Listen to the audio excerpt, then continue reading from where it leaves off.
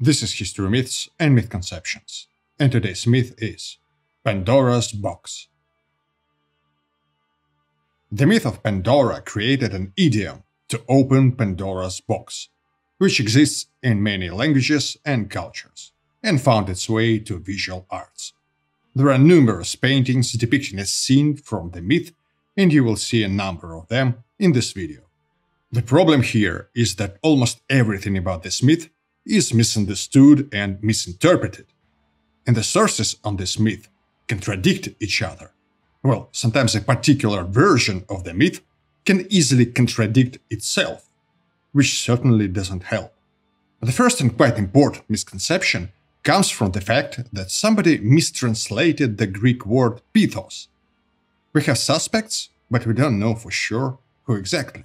So this translation of pithos as box stuck and became a part of the idiom.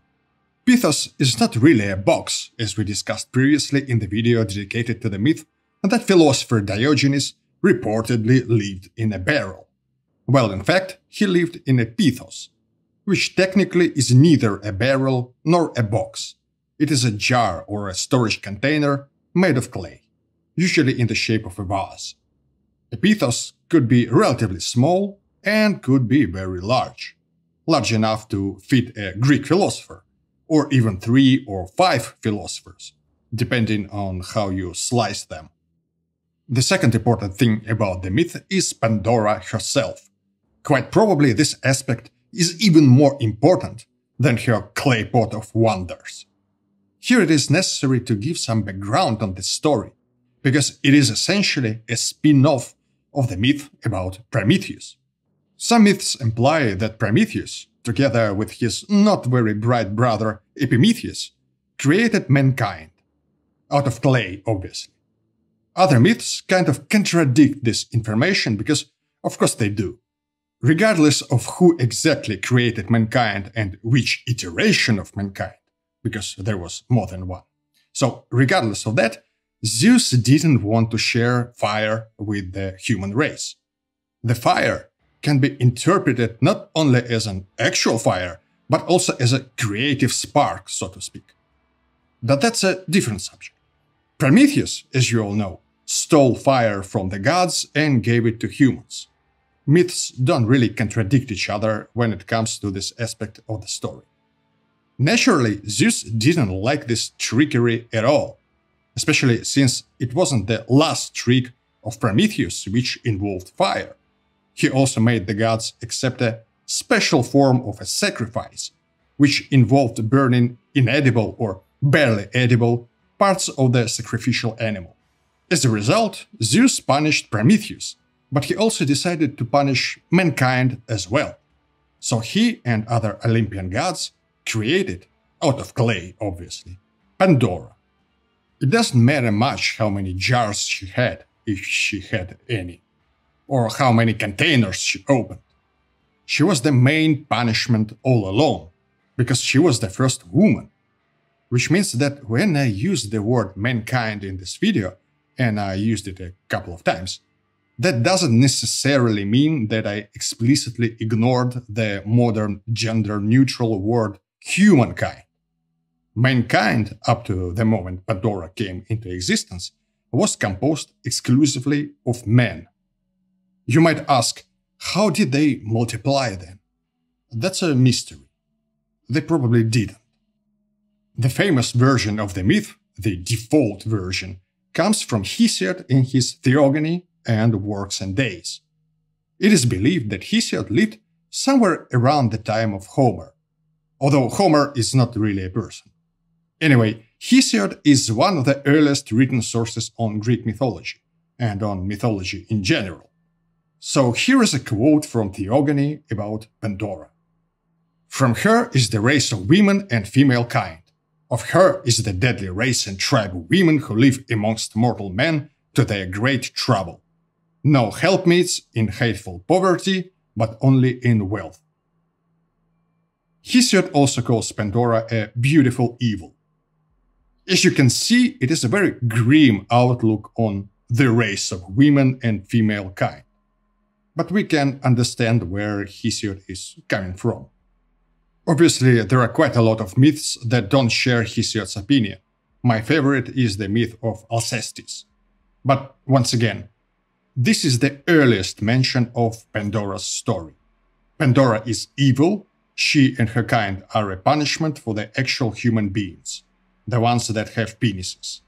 Later, Pandora marries the above-mentioned stupid titan Epimetheus, and they have a daughter, Pyrrha, the one that married Deucalion from the myth of the Great Flood, the Great Deluge, that wiped out all mankind. So Deucalion and Pyrrha created a new race of men by throwing stones. Once again, myths start to contradict themselves. Prometheus becomes sort of the creator of the perished race of humans, if he created them at all. But these new humans are something else. Also, some sources say that Deucalion was the child of Epimetheus and Pandora as well. Others that he was the son of Prometheus. So basically, you can't have a coherent definitive version of the origin story of humanity. Or more precisely, you can combine out of these building blocks a story which you like the most and stick with it. In a way, that's what the Greeks did. Look at how the ancient playwrights routinely reinterpreted and reimagined the mythological material. You could easily do that. There was no Spanish Inquisition to persecute you. Greek religion was quite customizable. Now, back to the boxes, which are not even boxes at all. Either Pandora or her husband Epimetheus had a special pithos filled with all sorts of good things or with bad things. In Hesiod's version, it was a vessel with terrible things which Pandora opened and, as a result, set all of these evils and sorrows free. And now they fly around and terrorize both humans and women. Before this event, the human race didn't know any sorrows to speak of. Although, as you probably know by now, it is not entirely clear what exactly was this human race and how it is related to the present-day humans. Famously, the only thing that stayed in the jar was hope, which can be interpreted in at least 5 different ways. The most reasonable interpretation, the one you've probably never heard of, is this. Hesiod's phrasing of the passage about the pithos of evils, and this hope that stuck under the rim of the jar, is awkward and weird. It is just a poorly written couple of sentences that are inherently flawed, and we are trying to find a black cat in a dark room when there is no cat in the first place. The most popular interpretation is that Pandora released all these evils, but the hope was left in the jar, so at least the human race has hope that helps to navigate this world of sorrow. It is a nice interpretation, but that's not what Hesiod's text says. If you meditate on Hesiod's version of the myth for at least a minute, you will see that it probably implies 2 completely different things. First, this is a jar that contains evils, bad things. Hope, in Hesiod's opinion, is one of the bad things. That's very deep. Or it is not, because, as I've said, most likely we're dealing with an inherently flawed text. Second, bad stuff was released from Pandora's container, and now they are loose, they are all around us. But not hope. Hope stayed in the box. Hope is not loose. There is no hope in this world. That is actually quite deep as well, except it is probably not.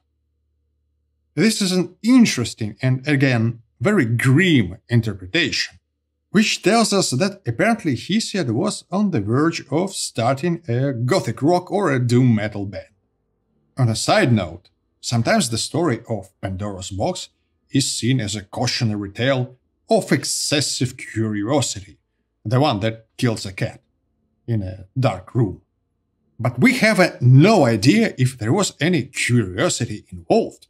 In fact, you can easily interpret all of this as Pandora's husband had a special box and Pandora deliberately opened it, because it was her mission, She is evil, an agent of vengeful Zeus. By the way, Zeus in this story turns out to be quite an interesting character. In Hesiod, can be easily accused of impiety. He openly insinuates that the gods are actually terrible creatures. Now we are mostly done with Hesiod. There are other versions of Pandora's story. They are frequently more well thought, but they complicate things even more because, once again, myths contradict each other. The versions of Aesop and Theognis, for example, have far more internal logic. They say that Pandora's jar contained good things, which included trust and restraint. Once Pandora opened the lid, these good things were released, but not to roam freely among people. No, they flew away. They returned to the gods. They left humanity. And the only good thing that stayed with mankind was hope. This version makes much more sense. It is also more in line with some other mentions of this incident, for example in Prometheus Bound, written by Aeschylus, or by his son Euphorion, or by somebody else but traditionally attributed to Aeschylus. Well, in this tragedy, Prometheus explicitly says that he caused blind hopes to dwell in the breasts of mortals, and Chorus thanks him for that. So at least Aeschylus, or somebody who probably knew him personally, thought that hope is fundamentally a good thing and it actually exists. There is hope, and that's the good news. Pandora in her box is not mentioned though. Prometheus gets all the credit.